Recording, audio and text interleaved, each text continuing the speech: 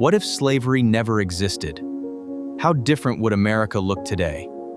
How different would the world truly be? Imagine if the system that quietly built America's wealth had never existed at all. Power is rarely loud. It is constructed through labor, land, law, capital, and the control of time across generations. And in early America, that system had a name. It was slavery, an economic engine that accelerated wealth at unimaginable scale. That engine didn't just create profit. It accelerated industry, infrastructure, and institutional wealth across a rising nation. And when wealth accelerates that quickly, it doesn't stay local. It reshapes global trade, finance, and influence. But remove that engine, and the rhythm of global power begins to change. Without slavery, America still rises, but slower, costlier, and without the same explosive accumulation of capital. And without slave-backed capital, early American banking and credit systems would expand far more cautiously. Entire regions would retain millions of lives, altering labor markets, migration patterns, and political power. Because behind every system of power were human hands moving it forward. And without slavery, the Civil War, as history knows it, likely never erupts.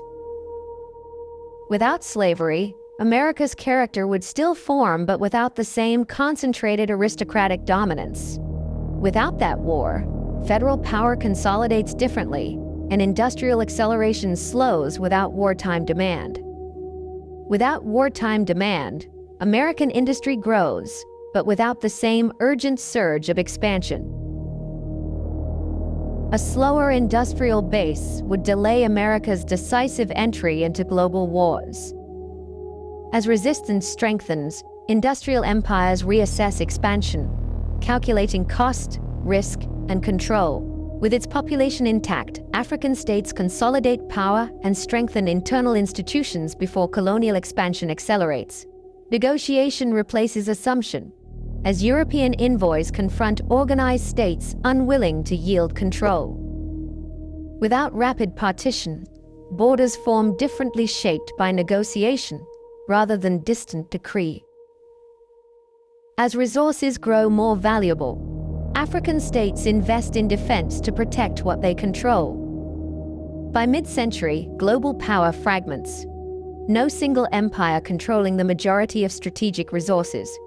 Without slavery's forced capital acceleration, American dominance likely emerges slower, in a far more competitive world. History teaches a simple rule: power never disappears. It relocates. Capital flows towards stability, labor, and resources. Not sentiment, not loyalty, not tradition. Where labor remains intact and resources secured, industrial momentum compounds. The 20th century begins. Power is unsettled. Empires compete, not for territory alone, but supply. Industrial competition hardens into militarization, as nations convert factories and shipyards toward defense. Wars are not only fought with weapons, they are funded with capital, debt, and industrial credit. When war ends, debt remains, and creditors inherit influence over weakened economies.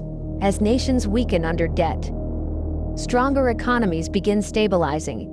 Global trade through currency control. Global monetary rules are rewritten, anchoring trade to currencies backed by stability and gold reserves.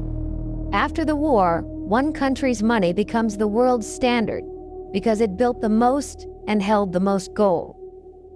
But if early forced labor never accelerated capital, would that same dominance still emerge? Without early forced labor profits, that financial dominance likely rises slower or rises somewhere else. In a slower rise, resource-heavy regions gain time to build industry and shape global trade on their terms. History is not random. It rewards structure and scale, and whoever controls labor, capital, and time. But history doesn't stay in the past. Its structures quietly shape the world we live in today. When advantages start early, they multiply over time. When disadvantages start early, they compound just the same. Over time, ownership concentrates in land, in finance, in corporations, and in policy influence. Access to capital does not begin at the bank. It begins with ownership, and ownership begins with history. And you're approved. What exactly does this mean for our family? There are some conditions. Some families build equity slowly.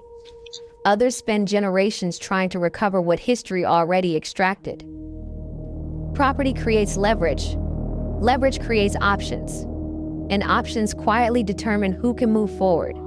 Leverage turns property into opportunity.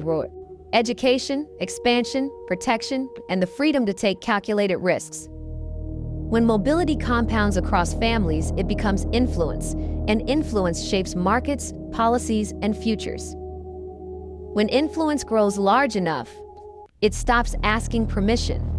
It begins shaping the rules themselves. And once rules shift, global power shifts. Trade routes, alliances, currencies, and military positioning all change. If slavery never happened, America would still exist, but its speed, scale, and dominance would look very different. The United States cannot deny that slavery accelerated its rise and positioned it at the global edge.